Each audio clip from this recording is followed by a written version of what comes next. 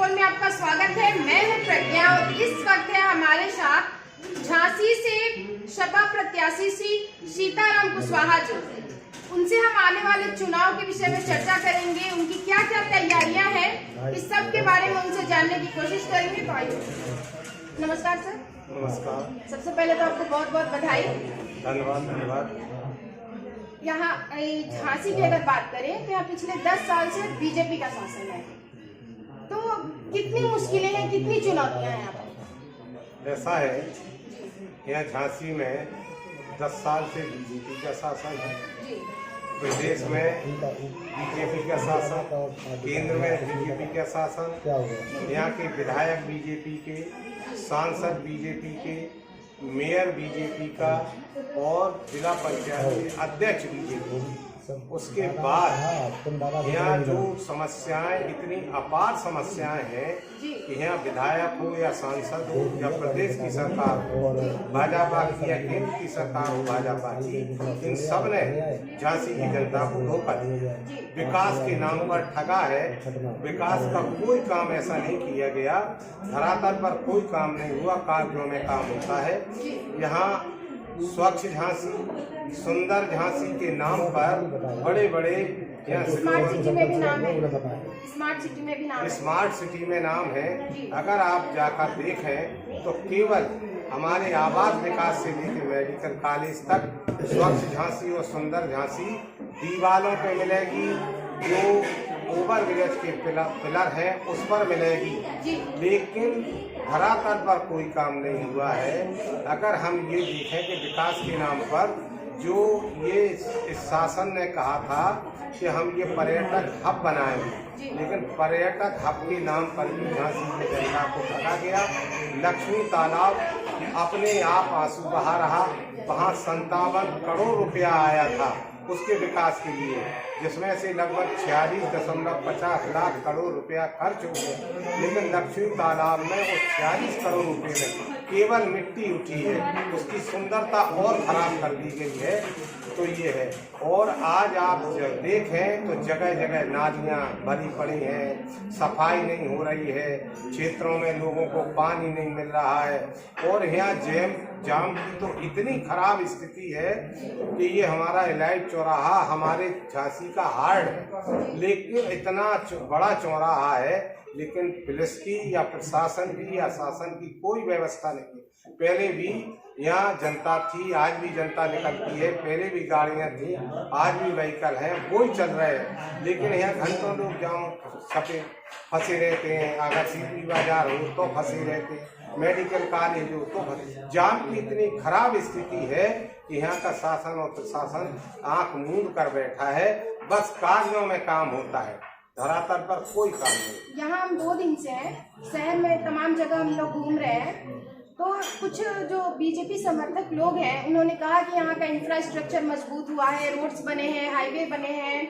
और फ्लाईओवर्स वगैरह बने हैं, अंडरपास बने हैं। ऐसा है, कोई भी फ्लाईओवर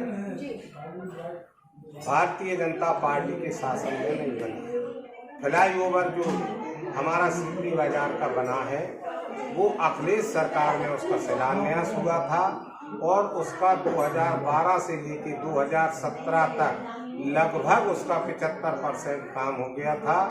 उसके बाद जो सेंट्रल गवर्नमेंट को पैसा देना था, रेलवे को पैसा देना था और वो पैसा लगाना था, उस पैसे को उनने बहुत देर की। और मैं तो ये कहूँगा तो ये भी गलत नहीं होगा, क्योंकि उनकी सोच थी कि अगर ये समाजवादी पार्टी की सरकार चली जाएगी, हमारी पार्टी की सरकार आएगी, तो ये नामों पर बहुत विश्वास करते हैं। ये कहते रहे 2-3 साल तक, 4 साल तक कि गार्डर नहीं मिल रहा है, गार्डर नहीं मिल रहा है, और जैसे ही समाजवादी पार्टी की सरकार गई और भाजपा की सरकार आई, उस ओवर ब्रिज को गार्डर मिल गए, और वो पूरा का पूरा काम 80% अखिलेश सरकार के टाइम में हुआ था। ये गलत कहते हैं कि इनने कोई ओवर ब्रिज बनाया।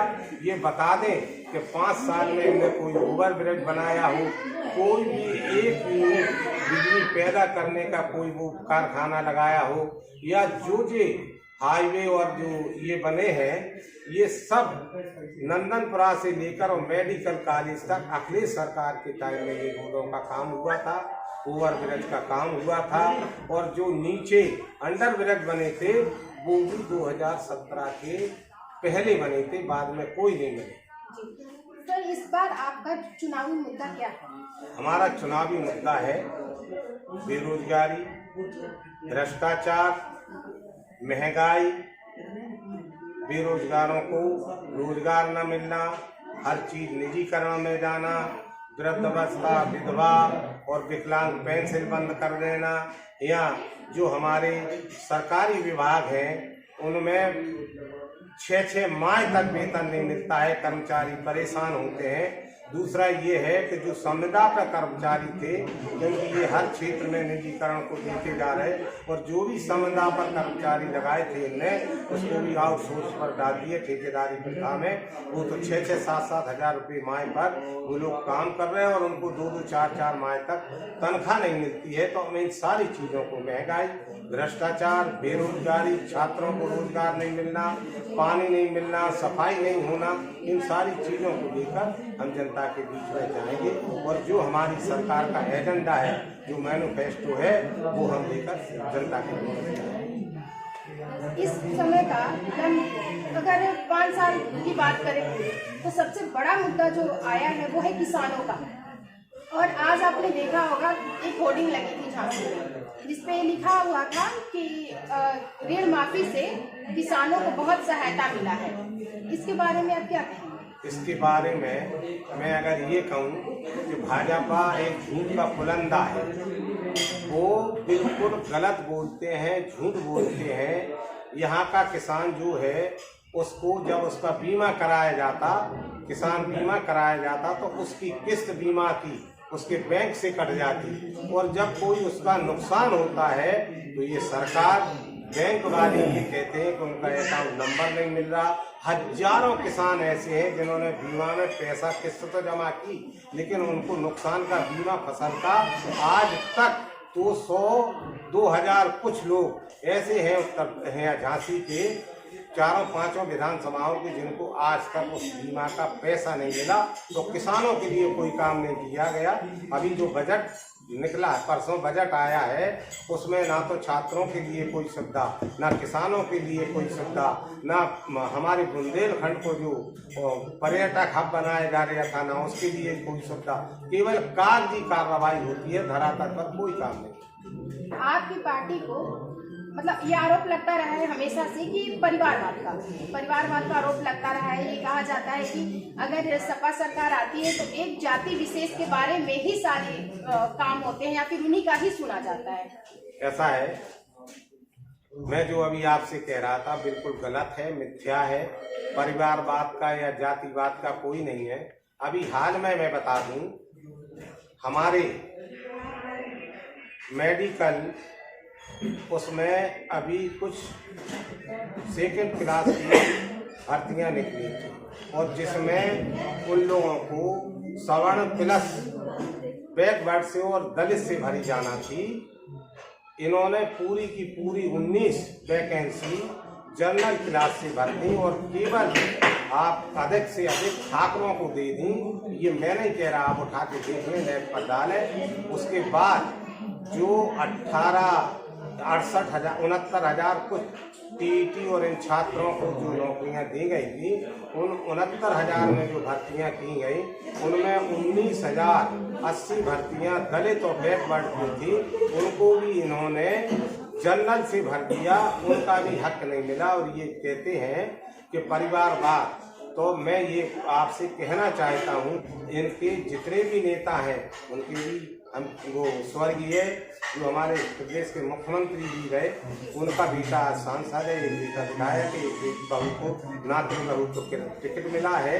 तो ये जो कल्याण सिंह की नातिन बहू को टिकट मिला है, नातिन को टिकट मिला है, तो क्या ये परिवारवाद नहीं? जी, क्या कारण था कि अपना दल ने सपा से गठबंधन तोड़ लिया? किसने? अपना दल, अपना कृष्णा पटेल जी अलग हुए। देखिए, ये ऊपर के स्तर की बात है, इसके विषय में मैं कोई बात नहीं कहना चाहता हूँ, कोई कमेंट नहीं, ये ऊपर के स्तर की बात है। अगर हम झांसी की बात करें तो यहाँ पे भी जोर शोर से चल रही है चुनाव की तैयारियां। अब तो कुछ ही समय बचे हुए हैं। तो बीजेपी की तरफ से जो यहाँ के स्टार प्रचारक है राजा बुंदेला जी, उन्होंने ये कह रहे हैं कि मतलब कॉन्फिडेंस के साथ वो ये कह रहे हैं कि बीजेपी यहाँ से जीत रही है। वो मतलब कि रिक्वेस्ट नहीं कर रहे हैं जनता से, वो ये कह रहे हैं कि बीजेपी यहाँ से जीत रही है। नहीं, ये पहले तो उनका ये कहना उन्हें नहीं कहना चाहिए अगर वो स्टार प्रचारक है। दूसरा मैं ये कहना चाहता हूँ, अगर आपसे उनकी वार्ता हो तो राजा बुंदेला जी से पूछिए कि आप सीताराम कुशवाहा के खिलाफ चुनाव लड़े थे। आप बहुत बड़े स्टार प्रचारक हैं, आपको 970 वोट क्यों मिले थे? आपने भी तो विधानसभा का चुनाव लड़ा था, आपको भी जीतना चाहिए था। दूसरे व्यक्ति को जिसके खिलाफ आप कह रहे उसको 60,000 वोट मिले थे और आपको 970 वोट मिले थे। ऐसे भाजपा के स्टार प्रचारक। और अगर हम बात कर रहे हैं जोर शोर में इसकी तैयारियां चल रही हैं, आपकी क्या कुछ तैयारियां हैं? हमारी तैयारी ऐसी है कि हमारा जो संगठन है पूर्ण रूप से कम 25 टीमें, हमारे जो फ्रंटल हैं 12 बूथ और 15 टीमें कुशवाहा समाज की हमारी एक बैठक हुई। उसमें 15 टीमें 10-10 आदमी की टीमें 15 टीमें कुशवाहा समाज की जगह जगह घूम रही हैं, 12 टीमें महिलाओं की घूम रही हैं। और जो हमारे समाजवादी पार्टी के जिले के हैं और यहाँ के झांसी के स्तर के जो है कम से कम 40 टीमें हर क्षेत्र में घूम रही हैं। और समाजवादी पार्टी झांसी जिले की 4 सीटें जीतेगी। ये जो लोग कहते हैं उन्हें कल आने वाला कल बताएगा कि समाजवादी पार्टी कितनी सीट है और भाजपा कितनी सीट है। भाजपा तो कह रहे हैं कि हम तो 300 प्लस आ रहे हैं। हम ये कह रहे हैं कि वो तिहाई पे पहुंच जाएं तो बहुत बड़ी बात है। हमारी सरकार बनेगी, हम 300 प्लस पर पहुंचेंगे। अभी सुने होंगे 1 ही 2 दिन पहले की बात है जहाँ मोदी जी ने कहा है कि लाल टोपी का मतलब खतरा।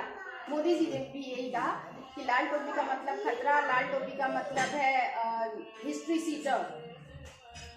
तो मैं वही कहना चाहता हूँ, जो हमारे इस देश के गृह मंत्री जी हैं उनकी आप पुरानी हिस्ट्री देख लें कि उनका पुराना अध्याय क्या है। और जो आरोप लगा रहे हैं मुख्यमंत्री जी, उनकी भी हिस्ट्री उठाकर देख लें। ये मेरे लिए छोटा मुंह बड़ी बात होगी, लेकिन मुख्यमंत्री जी का इतिहास उठाकर देख लें कि उनके साथ क्या जुड़ा है। या उनके चाहे वो उन्नाव के सेंगर विधायक हों, एक लड़की के साथ अत्याचार व्यभिचार होता है, ये बचाते हैं उसको। हाथरस का कांड हो, इनके लोग थे, ये उन्हें बचाते हैं। पीलीभीत में एक केंद्रीय मंत्री के बेटे ने किसानों पर गाड़ी चढ़ा दी और ये कहते हैं हादसा। जब दूसरा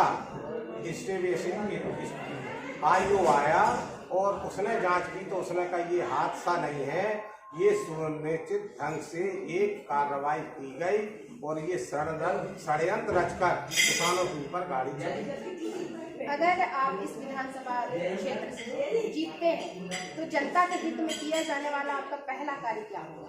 जनता के हित में सबसे पहला कार्य मेरा ये होगा कि यहाँ बहुत बड़ी विकराल समस्या है सफाई की, पानी की, जैम की, जाम जगह जगह लग जाते हैं। ये सबसे पहला, और कानून का राज हो, महिलाएं सुरक्षित हों, ये मेरा सबसे पहला काम। किसानों के हित की अगर बात करें, अगर सपा सरकार आ रही है तो उनकी क्या किसानों के लिए 30 बिजली दी जाएगी, वो हर व्यक्ति को दी जाएगी। किसानों को फ्री ट्यूबवेल लगाया जाएगा, उसका कोई चार्ज नहीं दिया जाएगा। और किसानों के लिए जो जगह जगह अखिलेश सरकार ने जो किसान अपने यहाँ से अपनी फसल बेचने के लिए 100-150 किलोमीटर दूर जाता है, अखिलेश सरकार के टाइम में छोटी छोटी मंडियां बना दी गई थी। हर ब्लॉक स्तर पर आप जाके देख सकते हैं, आज वो मंडियां वहाँ अपने आप पर आंसू बहा रही हैं। अगर उन मंडियों में काम हो जाता तो किसानों का एक तो समय बचता काम करने के लिए और उनका जो आने जाने का पैसा खर्च होता है वो भी बचता है। उन मंडियों को शुरू किया जाएगा, किसानों के हित में काम किया जाएगा और किसानों को उसका जो किसानों की मांग थी कि उनका जो मूल है, जो उस मूल को पूरा दिया जाएगा, ये हम वादा करेंगे। अगर देखिए मेन मुद्दा रहा है चिकित्सा हो, शिक्षा हो और चाहे वो बेरोजगारी हो, रोजगार हो, इस क्षेत्र में कार्य करने की बहुत ज़्यादा आवश्यकता है क्योंकि युवा बेरोजगार है बहुत ज़्यादा। कितने लोग तो ये कह रहे हैं कि हमारी उम्र निकल गई, हम कोई भी भर्ती वाला फॉर्म नहीं डाल पाए। देखिए, मैं कई इंटरव्यू दिए हैं मैंने, और मैंने लोगों से कहा है कि अगर हम नहीं चाहते, हम किसी भी जाति संप्रदाय, हम आरक्षण की बात नहीं करते, हम बात करते हैं कि आज हर सरकारी विभाग निजीकरण में दिया जा रहा है। मैं अपने बेटे को 50 लाख रुपया लगाकर उसको MBBS कराया, MS कराया, PG कराई, 15,000 रुपये में प्राइवेट नर्सिंग होम में वो काम कर रहा। तो मेरा ये कहना है, अखिलेश जी का ये कहना है कि जो आज निजीकरण में हर विभाग जा रहा, हम उसको रोकेंगे। बेरोजगारों को रोजगार मिलेगा, छात्रों को रोजगार मिलेगा और जो सफाई व्यवस्था और मेडिकल की व्यवस्था है उसको अखिलेश सरकार में यहाँ पैरा मेडिकल कॉलेज झांसी में बनाया गया था 500 सैया का। अगर उस पैरा मेडिकल कॉलेज को सरकार चली गई, उसका विकास हो गया। कोरोना काल में अगर उसको ये चालू करा दी तो केवल सब चीज तैयार थी, लेकिन इनकी सांठ-गांठ होती है बड़े लोगों से, बड़े नर्सिंग होम वालों से। हजारों लोग मानी गए, हजारों लोगों का लाखों रुपया प्राइवेट नर्सिंग होम में गया।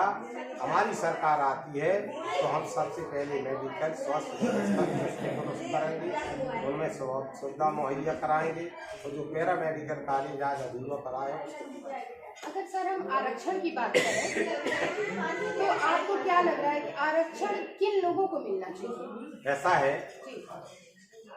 डॉक्टर BR अम्बेडकर जी ने जब संविधान बनाया था, इस हिंदुस्तान की स्थिति को देखा, दलित, बैकवर्ड, अल्पसंख्यक और सवर्ण, इन सारे लोगों को स्थिति देखकर उन्होंने संविधान में व्यवस्था की थी और उन्होंने आरक्षण लागू किया था पिछड़ा वर्ग और दलित के लिए, SC के लिए।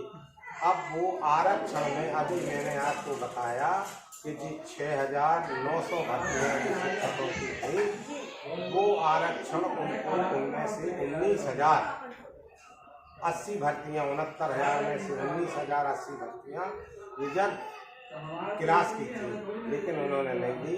आरक्षण लागू होना चाहिए, आरक्षण उन लोगों को मिलना चाहिए, क्योंकि आरक्षण के इस समय लोग बेरोजगार हो गए हैं। जो गरीब है वो गरीब हो रहा, जो बड़ा है वो बड़ा हो रहा, इसलिए आरक्षण की अति आवश्यकता है। भाजपा सरकार का एक बहुत ही फेमस स्लोगन रहा है, सबका साथ, सबका विकास, सबका विश्वास। ये कहाँ तक सार्थक हुआ है? ये मैंने कह रहा, आप देख लें, सबका साथ, सबका विकास, सबका, तो आप उठा के देख लें कि कितना साथ देते हैं। ये चुनाव में जैसे हम लोग, ये लोग चुनाव में बड़े बड़े स्लोगन, आज आपने देखा होगा जगह जगह झांसी में ये लिखा है कि जो राम को लाए हैं हम उन्हें लाएंगे। तो मैं उनसे पूछना चाहता हूँ कि क्या ये लोग त्रेता युग में थे? त्रेता युग में ये राम को लाए थे? अरे राम तो सबके हैं, कृष्ण सबके हैं, कम से कम इस तरह के स्लोगन तो न लिखो राम के लिए। उनकी मर्यादा भंग कर रहे हैं कि जो राम को लाया हम उन्हें लाए। तो ये सारी चीजें, ये तो सर बड़ा मुद्दा है ना, अयोध्या का बात हुआ या फिर अगर काशी की बात करें तो वहाँ विश्वनाथ कॉरिडोर बना, इतना भव्य उद्घाटन हुआ, तो ये सब तो मेन मुद्दे हैं। हमारा कहना ये है कि ये जो भव्य कॉरिडोर बना, हमारे झांसी में 250 करोड़ रुपया खर्च हुआ प्रधानमंत्री जी के आने पर, 1200 करोड़ की लाइटें आई। अगर इससे पहले भी प्रधानमंत्री आए, मैं झांसी की बात कर रहा, उस 250 करोड़ को अगर एक फैक्ट्री लगा दी जाती छोटी तो 500 लोगों को रोजगार मिलता। तो ये कार्यों पर ये वो काम करते हैं जिसमें इन्हें कमीशन ज्यादा मिलता है। कॉरिडोर या ये हमारा ये जो पर्यटक हब इनमें पैसा करोड़ों रुपया खर्च कर दिया। उस पैसे को अगर हम इन छात्रों को बेरोजगारों के लिए एक फैक्ट्री लगा देती तो उन लोगों को रोजगार मिलता। और हमारी सोच पहले ये थी कि पहले हम छात्रों को बेरोजगारों को रोजगार दें। हम विकास की अन्य चीज़ों पर भी, मनोरंजन पर, पर्यटक पर भी पैसा खर्च करेंगे, लेकिन उतना पैसा खर्च करेंगे। पहले हमारा पेट भूखा है, कपड़ा है नहीं है, रहने के लिए जगह नहीं है, और हम ये सारी चीज़ें मुहैया कराने से पहले हम इन लोगों को देखेंगे कि बेरोजगारी दूर हो, छात्रों को रोजगार मिले और यहाँ सफाई व्यवस्था, कानून का राज हो। ये हमारे हम लोग का आज सुबह मंडी गए थे तो वहाँ लोगों का ये कहना था कि झांसी में भी रोजगार के अवसर होने चाहिए। तो अगर सपा सरकार आती है तो क्या झांसी में इसका सौगात मिलेगा? हाँ, ऐसा है। ये हमारा झांसी कृषि का बहुत बड़ा क्षेत्र है। बरुआ सागर है, निवाड़ी है, और ये पहले झांसी। अगर सपा सरकार आती है तो सपा सरकार की पहले ये योजना थी कि जो किसानों की फसल समय पर आने पर जब फसल आती है तो उनकी पौने पौने दामों पर खरीद ली जाती है। हमारे राष्ट्रीय अध्यक्ष की सोच ये थी कि यह किसानों की जो फसल है, जैसे हमारे यहाँ अरबी होती है, अदरक होता है, लहसुन प्याज होता है, हम इनके प्रोसेसिंग प्लांट लगाएंगे और उससे हम किसानों को रोजगार देंगे और उनकी आय दुगनी होगी। तो प्रोसेसिंग प्लांट पर कोई विचार नहीं किया गया, जबकि झांसी बहुत बड़ा कृषि का क्षेत्र है। अगर किसानों से उनकी सही मूल्य में दाम फसल खरीदी जाए तो उनको पैसा बचेगा और वे बेरोजगारी से बचेंगे। धन्यवाद सर। हम उम्मीद करेंगे कि झांसी में अगर सपा की सरकार आ रही है तो इसके विकास के लिए बहुत सारे कार्य हो और आपको शुभकामनाएं आगामी जीत के लिए।